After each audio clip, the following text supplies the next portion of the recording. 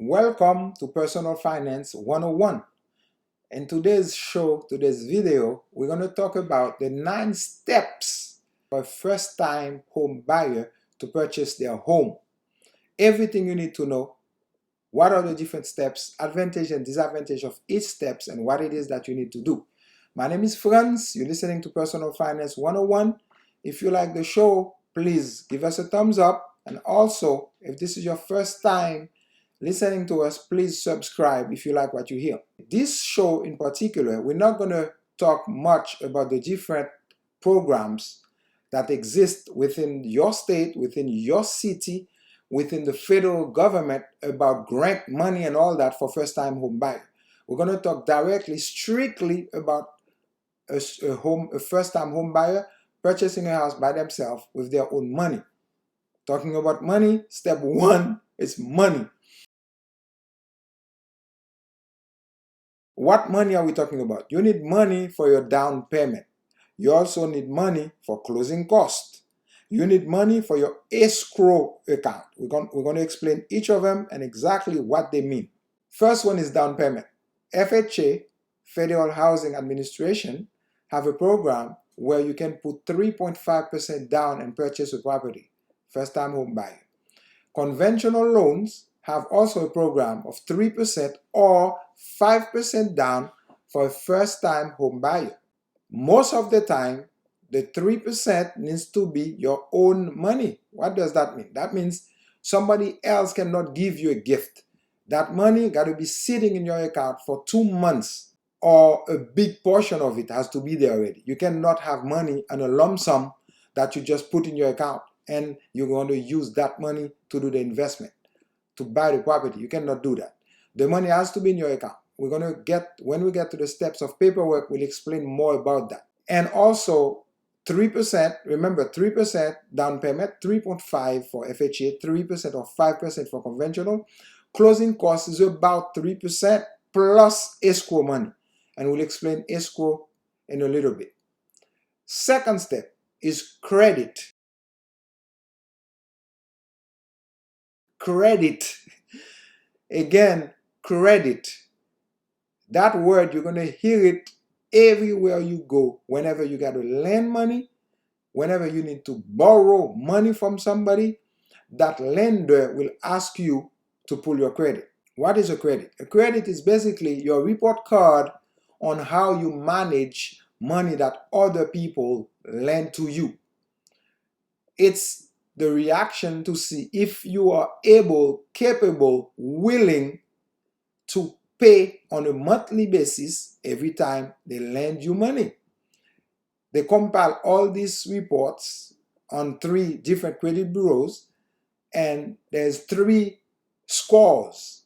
And those scores are what the bank, the lender, the financial institution used in order to give you a loan. So the second step, credit. Make sure you have good credit. A good credit for FHA means 620 or more. A good credit in conventional is 680 or more. An excellent credit where you're going to get the best possible rate is 760 or more. First one, step 1, money. Step 2, credit. Step 3, as I said before, step 3, paperwork. What do we mean by paperwork? First of all, you need to have your income taxes for the past 2 years. You need to have your W-2s. If you work as a W-2 employee, that means your employer pay you and take taxes for you. They give you a W-2 form at the end of the year. You need the past 2 years W-2. You need your pay stubs. If you get paid every 2 weeks, you need your most recent 2 pay stubs. If you get paid weekly, you need your most recent 4 pay stubs. You need your bank statements, 2 months bank statements, showing the deposit we're talking about. It's there sitting in the account. The lender, the bank, the financial institution are going to look at that. After we got all this, we go to step 4, which is the lender. You can go to a mortgage broker who is a licensed person, a licensed mortgage broker, that have access to different banks and can get you the best possible program. You can go to your local bank if you want, to your credit union. You can go wherever you want, as long as you go to a lender that can guarantee to get you a loan. You don't want every lender to pull your credit. You can pull it yourself to go to creditkarma.com or annual credit report, and you get it for free. You can use those, or you're going to get one lender to pull your credit with all the 3 bureaus, and you will get your score. And with that, you can shop around if you want to. Or if you trust a mortgage broker, go to your mortgage broker and they will tell you what lender can qualify you based on the information that they have about you. That lender can get you 2 documents, a pre-qualified letter or a pre-approval letter.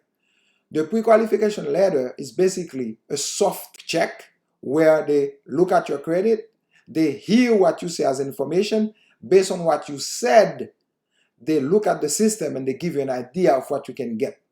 A pre-approval is they collect all the documents from you, they pull your credit, they get your tax return from you, your W-2 from you, your bank statement, all your documents, they put it in the system, and the system and the bank, or the financial institution, will give you a pre-approval, telling you, based on the information that you enter in the system, I can get you this rate. It depends on different factors. How long you've been working, your debt to income ratio based on your credit. Remember, your credit show all the debt that you have. Now, you have an income and you have debts. So based on your income, they look at all your debt, and this gives you debt to income ratio, which is preferably, FHA say 50%. The lower it is, the better it is. If you got a 40%, it's good for you. You got a better chance to get a loan. And your principal and interest and tax and insurance, they call it PITI, principal, interest, tax, insurance. They like to have all these 28% of your gross income. Meaning, if you make, let's say, $5,000 a month, that's 28%. So you do 5,000 times 28%, that gives you the amount of money that you're supposed to be paying per month, which is $1,400 of your gross, 28% of your gross income. Step 4, we just mentioned. So let's go step 5. What is step 5? Now that you got your pre-approval or pre-qualification letter, you're ready to see properties. For that, you need to come to a real estate agent or real estate broker, somebody like me. You go to a company like a First Home Realty and Investment Corp in order for you to look for the property. What do we do for you? We talk to you, find out how much you qualified for. We will look at the pre-approval letter or the pre-qual letter, and based on that amount, we'll look for property for you. Let's say the bank say you qualify for $300,000 for your mortgage.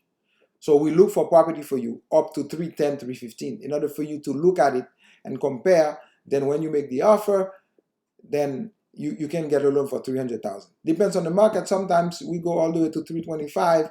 If it's a seller's market, the seller doesn't move too much. Remember, a seller's market means the house is sell quickly.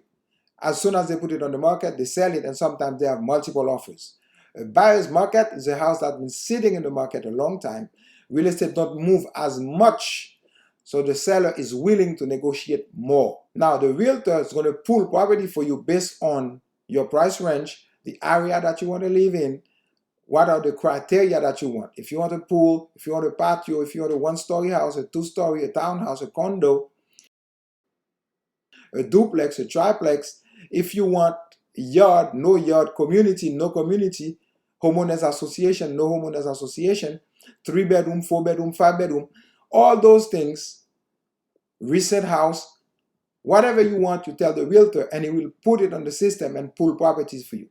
He can email the property for you, and you can look at it first through your computer and look at the pictures and get an idea about the area and all that. Then the realtor will take you out to visit the property. Take appointment based with your time, coordinate with the owner, and then make arrangement for you to go see the house. Next step, step 6, is basically the offer. You find a house that you like, you're going to sit down with the realtor, decide on the offer, on the price you want to offer, then make the offer. When you make the offer, you got to give a check, down a deposit, not the down payment of the loan, but the deposit to show good faith. Then the realtor will submit that offer and discuss it with the other realtor because there are two realtors. One represents the seller, one represents the buyer. After they agree on the price, they tell you what it is. Then you got a deal. You got a contract. It said you got 30 days or 45 days to close.